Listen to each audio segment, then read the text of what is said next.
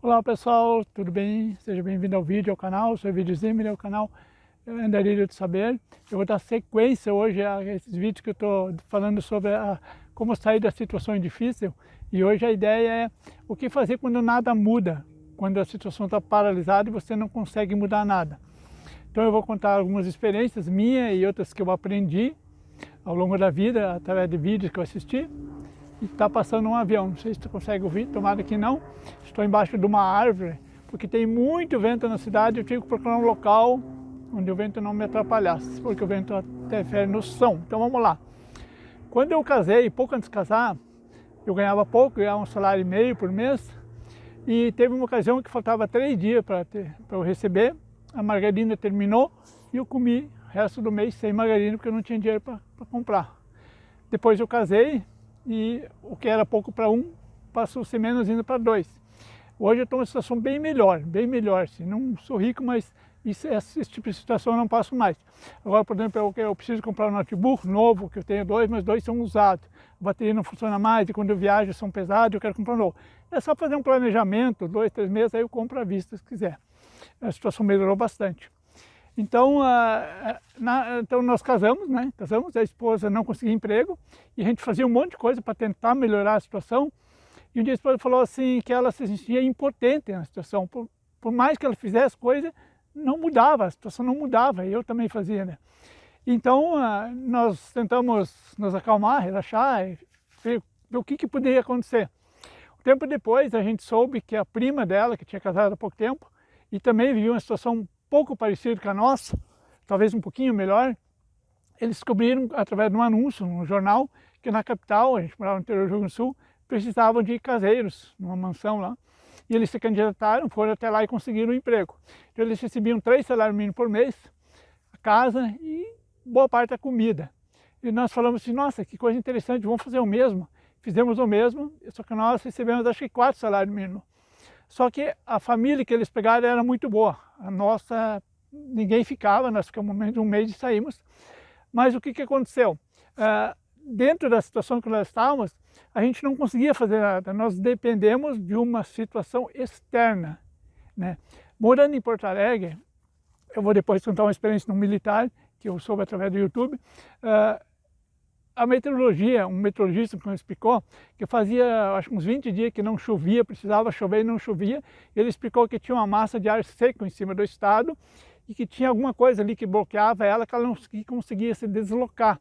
E a frente fria, a frente úmida, úmida, que vinha da Argentina, que queria entrar no estado, não conseguia entrar porque a massa de ar seca não conseguia, não permitia, porque ela não conseguia deslocar por causa de um outro fator. Então veja só, ela dependia de um fator externo. Depois de uns 20, 30 dias, talvez a massa conseguiu se deslocar, se desfazer, e a chuva entrou, a umidade entrou e choveu. Isso acontece também às vezes quando chove muito tempo e não, aí o meteorologista também explica, ó, tem uma massa de ar em tal local seca que impede com que a camada úmida, que a chuva vai embora, as nuvens vão embora, e aí continua chovendo, que a chuva não termina, que sempre vem outras nuvens, né? E isso acontece na nossa vida também, tem momentos assim que simplesmente não tem, então a situação é essa e você não consegue fazer nada. O que fazer nesse período? Então, em primeiro lugar, não se estressa, mas agora eu vou contar a história de um americano, eu não vou dizer o nome dele, porque eu vi isso numa live, acho que do Jacob Petri, ele citou o caso. Depois, um dia eu vi um podcast de um americano lá, que estava traduzido para o português, conseguiram citar o nome dele, eu mais ou menos entendi, e aí eu fui fazer uma pesquisa e descobri um nome bem complicado. O que acontece é o seguinte, esse militar americano, ele foi preso no Vietnã, na guerra ali, acho que era o Vietnã, ele ficou preso 8 anos ali, sendo torturado quase todo dia. Até que então negociações externas conseguiram libertá-lo, ele voltou para os Estados Unidos, voltou para o exército, voltou para a faculdade onde ele era professor, continuou dando aula. E numa entrevista, eles perguntaram para ele, uma entrevista para televisão, quem eram as pessoas que menos tempo sobreviviam como prisioneiros de guerra. E ele surpreendeu com a resposta, dizendo que eram os otimistas. Assim, como os otimistas, né? E não, porque o otimista, ele diz assim, logo, logo a situação vai mudar. Logo o meu problema será resolvido. Aí ele marca uma data, até tal dia, até a Páscoa, até o Natal, até a Independência, ele vai marcando data. E quando aquela data chega e o problema dele não é resolvido, cada vez ele vai desanimando, ele vai perdendo a esperança. Então ele acaba adoecendo, entra em depressão e acaba morrendo. O pessimista, aquele que não tem aquele otimismo falso, que nem quando era jovem, inclusive quando, no meu casamento ali, a minha esposa começou a analisar aquilo, e eu tinha naquela época, não vou dizer assim uma positividade tóxica, era um otimismo burro. Aquela pessoa que leu aquele livro de autoajuda e tudo vai dar certo, é só visualizar e papai, toda aquela coisa. Então eu tinha aquele otimismo que você nem devia analisar a situação, porque vai dar certo, nós vamos conseguir. Depois entendi que você tem que ser otimista, sem acreditar que você tem um projeto, mas a coisa não vai cair do céu, você precisa trabalhar aquilo, né? Então esse militar americano explicou que é o seguinte, qual foi a primeira coisa que ele pensou? Agora a realidade dele era aquela ali, ele era prisioneiro. O dia anterior, quando ele era um soldado lutando, ou antes de ir para a guerra, aquilo já era passado. A realidade dele agora era de prisioneiro de guerra, num país que não tinha menor amor por ele, não tinha nenhuma preocupação em manter a saúde dele. Eles queriam mesmo era torturar ele, se divertir torturando ele. Porque eles odiavam os americanos, eles eram invasores, né? Estava correto? Então aquela é a realidade dele. Então ele tinha que aceitar ela. E tinha certeza que a curto prazo a situação não ia melhorar, ou talvez nunca mais fosse melhorar. Então aquela seria realmente a vida dele dali para frente. Ele tinha que manter a esperança, talvez até o otimismo que alguma coisa acontecesse, mas aquela era a realidade. Então se ele aceitasse a realidade, tentasse viver dentro daquela realidade, não aceitando ela assim passivamente, não vou fazer nada, não vou ter esperança, até porque não tinha muito que ele pudesse fazer, a não ser talvez colaborar com os que o pessoal tinha aprendido ele, aceitar a tortura, tentar não sofrer muito, de repente, quando o torturador sente que você não está sofrendo muito lá na tortura, talvez ele até pare, né? Então, aceita a realidade. Então, hoje, a minha vida é assim.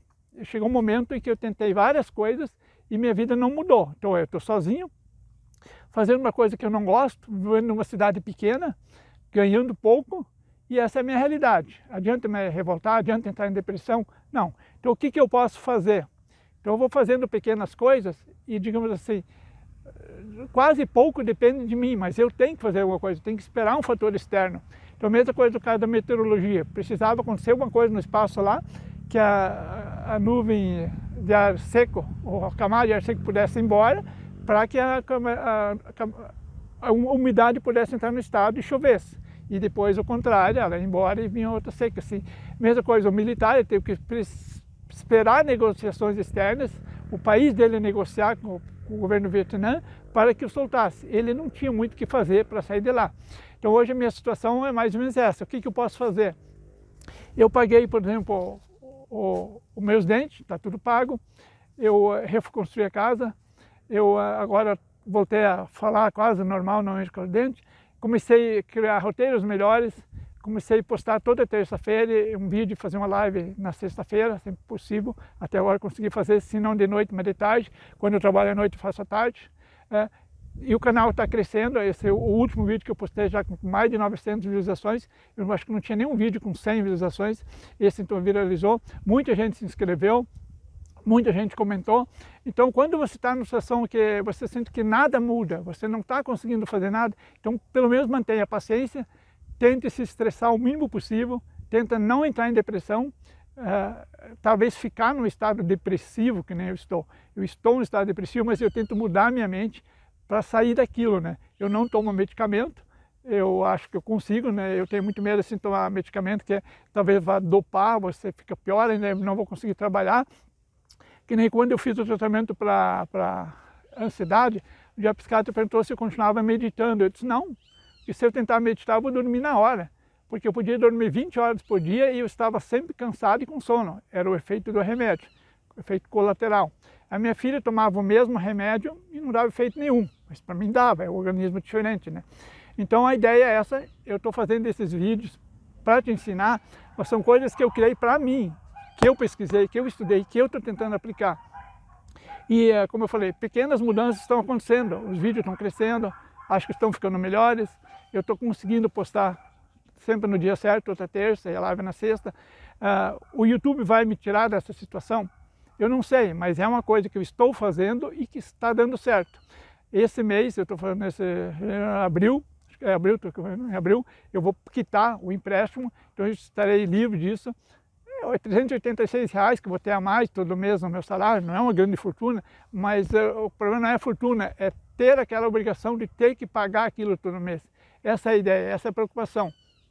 Então, o vídeo de hoje é esse, acho que não tem por que achar muito grande, está com 10 minutos, mas eu queria que você entendesse, quando você está numa situação que você faz coisa e não muda, parece que você está impotente na situação, então continua fazendo as coisas, mas sem todo aquele estresse, que nem eu falei, acho que foi na live de sexta-feira que eu fiz, eu disse que num outro canal que eu tive, eu paguei uma pessoa para divulgar o meu canal, porque eu queria de todo jeito que o canal crescesse e que ele monetizasse.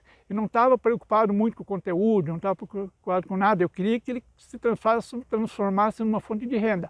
Hoje eu desisti disso. Eu quero que o canal cresça, mas eu estou focado muito mais em melhorar o meu conteúdo, em me melhorar como pessoa, talvez como palestrante, como YouTube, para que eu possa crescer a partir disso e de repente ganhar dinheiro, se não com o YouTube, mas talvez com palestras, com outras coisas, e usar isso para conseguir coisas maiores. De repente, se eu me tornar mais comunicativo, ter uma comunicação melhor, mais assertiva, mais inteligente, eu vou conseguir, de repente, daqui a uns tempos, um outro emprego, porque eu sou concursado, mas eu não sou obrigado a ficar no concurso. Eu já tenho mais de 4 anos, hoje eu posso pedir afastamento. Inclusive, a minha filha já tinha pensado que ela tem uma formação, né? Poderia então procurar emprego fora disso, na área da formação, queria ganhar mais, mas ela também é nova, pode fazer concurso.